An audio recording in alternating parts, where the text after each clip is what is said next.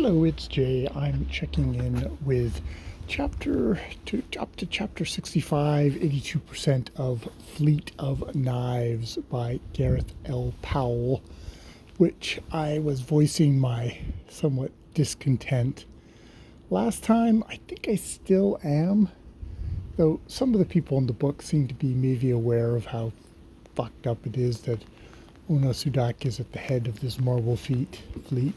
And I don't know. Ona Sudak is like, oh, I'm taking a grim kind of satisfaction of doing this, and you know, Sal does actually, in communication with her, say it's like you're just doing the same fucking thing you were doing before. You haven't particularly learned anything, and this just Marble Fleet is just fucking messed up psychotic air fleet. You know, just basically they've been bred for destruction, and they want to do that. They're apparently avoiding a place where there's a rift where I think their makers went through, and then maybe they're afraid that the makers are going to come back out, or they have a primal thing that they can't go into this system for some reason, or at least haven't so far. They've gone everywhere else blowing up everyone, but they haven't gone here where there are actually military ships they could kill.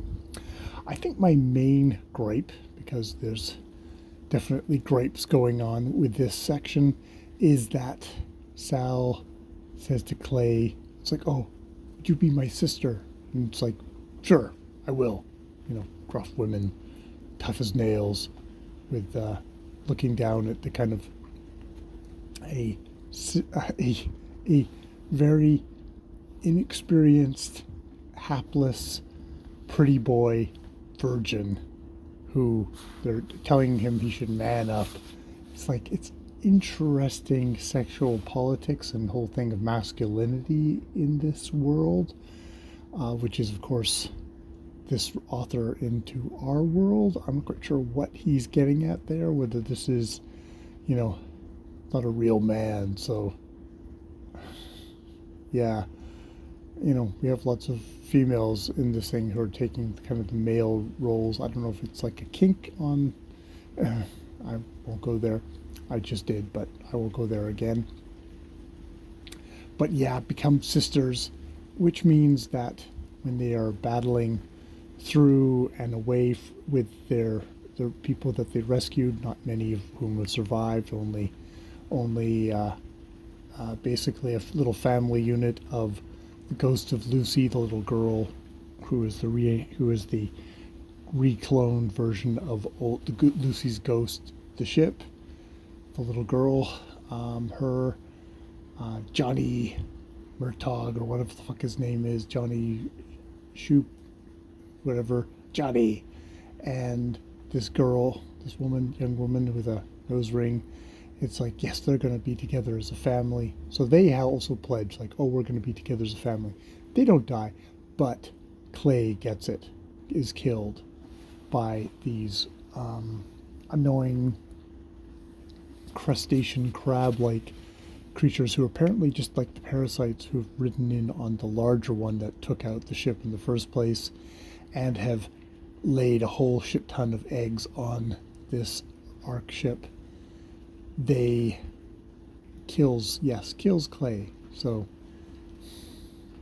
and yeah, so I don't know, that feels like semi-dirty pool to me, that they had this little emotional bond before they would then kill her. It's like, it's almost like one of those signals of like, oh, you're emotionally bonding. Well, that means one of you is dead, and it's probably going to be Clay, because she's not really a main character, and it would be odd if they killed off a major viewpoint character.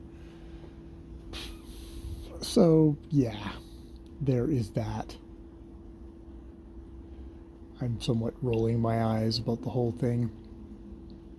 I'm continuing on with the series. It's one of these things of like, okay, I'm almost there at the end of this one. I feel like it's really kind of jumped the shark. The more it focuses on heavy stuff, the more it fumbles and does it kind of ham-fistedly and with kind of cliche and not in great depth.